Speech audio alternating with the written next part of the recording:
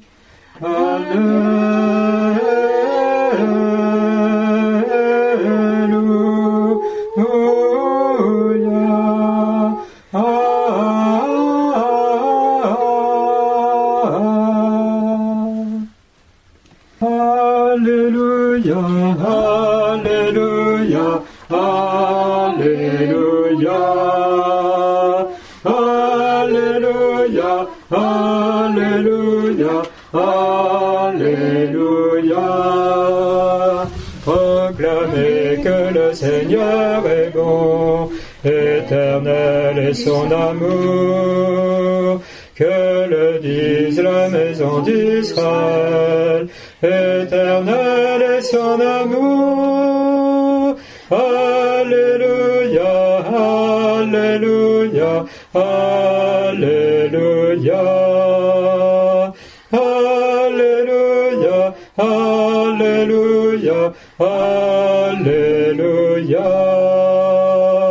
Le Seigneur est ma force et mon chant, le Seigneur est mon salut. Je ne mourrai pas, non, je vivrai, je dirai l'œuvre de Dieu. Alléluia, Alléluia, Alléluia. Alléluia, Alléluia, Alléluia. Dans l'angoisse, j'ai crié vers lui, le Seigneur m'a exaucé. Le Seigneur est là pour me défendre, j'ai bravé mes ennemis. Alléluia, Alléluia, Alléluia.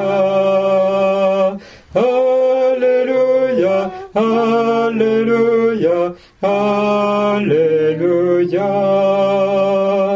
Oui, c'est toi, mon Dieu, je te rends grâce. Seigneur, mon Dieu, je t'exalte.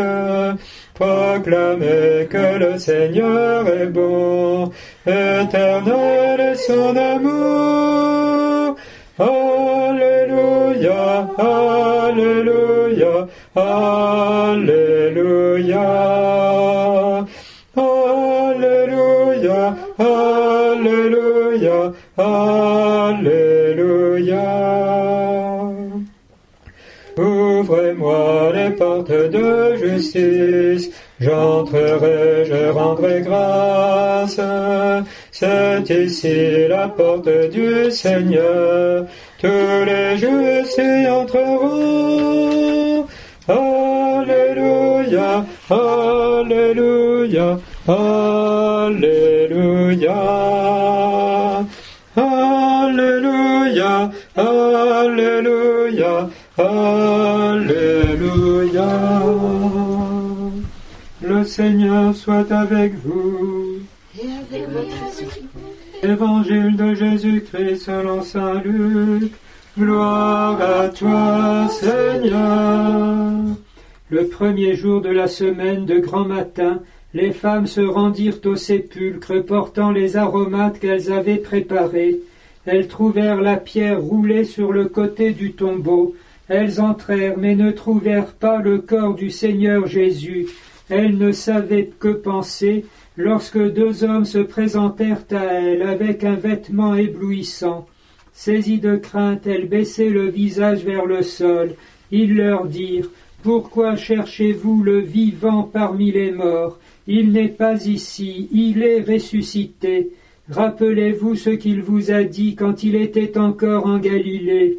Il faut que le Fils de l'homme soit livré aux mains des pécheurs, qu'il soit crucifié, et que le troisième jour il ressuscite. » Alors elles se rappelèrent ces paroles.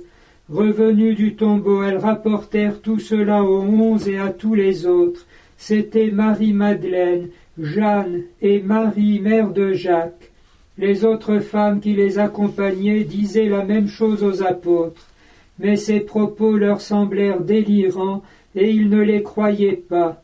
Pierre cependant courut au tombeau, mais en se penchant il ne vit que le linceul. Il s'en retourna chez lui, tout étonné de ce qui était arrivé. Acclamons la parole de Dieu.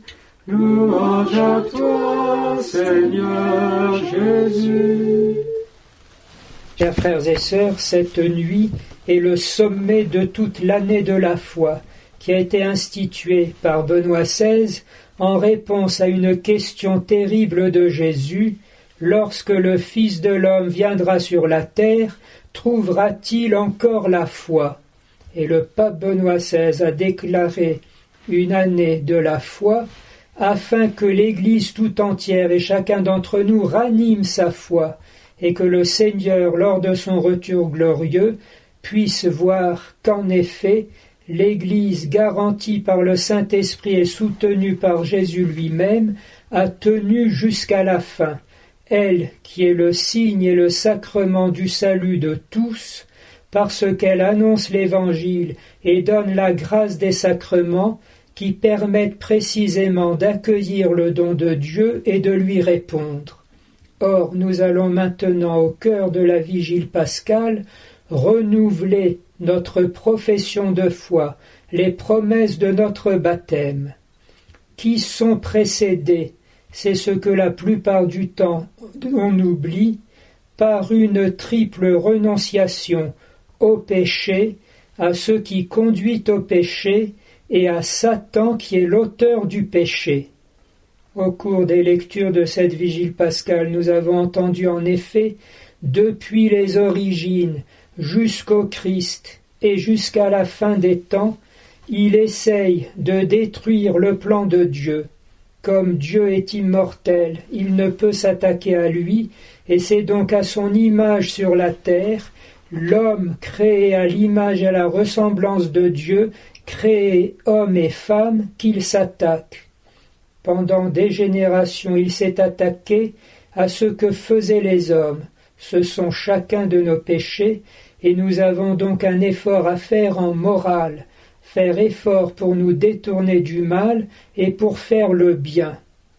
Et maintenant, il s'attaque, en ces temps qui sont les derniers, comme dit la lettre aux Hébreux depuis 2000 ans, mais à notre époque de façon très claire, non plus seulement à ce que nous faisons, mais à ce que nous sommes, une attaque encore plus radicale, dont nous avons les échos à travers les législations iniques dans un peu tous les pays, et maintenant en balance en France, et les réactions dont vous entendez parler, des manifestations pacifiques innombrables, réclamant, aux surprises, non pas des avantages ni quelques euros, mais simplement le respect de l'homme et de la femme dans ce qu'ils ont chacun d'original, et leur vocation extraordinaire à l'amour et à la fécondité, pour que les enfants connaissent dès ici-bas ce que c'est que l'amour de Dieu dans l'image de leur papa et de leur maman. Sans idéaliser aucune famille, nous savons pourtant que c'est là le berceau de toute humanité, là où naissent les enfants, à l'image et à la ressemblance de Dieu, et là où ils apprennent à devenir des hommes, en particulier par le pardon mutuel, le support, le réconfort partagé, l'œuvre ensemble pour le bien commun. Lorsque nous allons maintenant rénover les promesses de notre baptême, prenons conscience alors que nous rejoignons Jésus lui-même, dont nous sommes revêtus par ce baptême, son Esprit Saint, dont nous avons reçu dans la confirmation, afin de participer avec lui à l'œuvre du salut du monde qui consiste à faire opposition au diable et à accueillir la puissance de la résurrection du Christ pour transformer nos vies et nous rendre capables d'aider aussi nos frères à progresser, à découvrir la lumière, à se détourner aussi du mensonge pour embrasser la vérité qui est aussi la lumière et la vie et la paix et la joie.